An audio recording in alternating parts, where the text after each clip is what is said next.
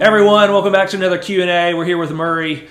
Murray enjoyed the sermon yesterday. It really got me thinking a lot about how we pursue the Lord, but do it in a way of humility. Before I ask you a few questions, why don't you recap your sermon? Job chapter 28 is a really beautiful passage because Job is out of options. His friends have offered him no hope. Their last words in chapter 25 is, man are nothing but maggots, and so there'd been no help. And so Job chapter 28 is essentially saying, I've got this difficulty, this suffering. How do I cope? Wisdom, which is a gift from God, is the only way to cope with suffering. The problem with that, and the problem with that is that we can't, the greatest of human intelligence, we said, can't seek it out, nor can we use wealth to buy wisdom.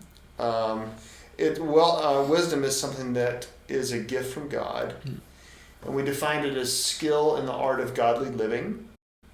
So it's both a gift from God and a gift of God himself to us in the person of Jesus.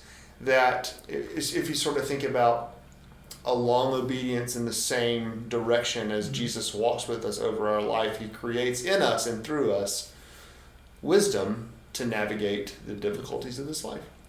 So early in your sermon, you gave an example of them using fire to kind of burn out the gemstones out of the rock, and then the advancements of our vaccine. Help me with, I know we can't buy and earn, and we can't be smart enough to have our own wisdom, but where's that line of like, we're called to pursue knowledge of the Lord and understand him, but at the same time knowing like it's not our abilities that make us wise? Yeah, that's a great question. I think, don't you think it has to do with both posture, like our posture towards knowledge, as well as whom we're really seeking knowledge and wisdom for, like who we're trying to benefit. So posture and benefit. So a self-seeking posture, a puffing of oneself up, for the sake of knowing more or using knowledge against someone, because that wisdom or knowledge can certainly be a weapon that we can use to belittle other people or otherwise. But if we're seeking wisdom and seeking knowledge for the sake of being a blessing to other people and glorifying the Lord, so both posture and benefit feel different to me, don't they? To you? Yeah, I think that goes back to where it says, don't seek the knowledge that puffs up, right? But wisdom is the fear of the Lord.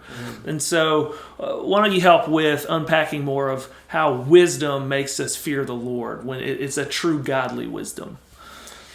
Well, I think what we said yesterday about fearing the Lord is kind of having this fundamental recognition of our place in God's economy and God's great story.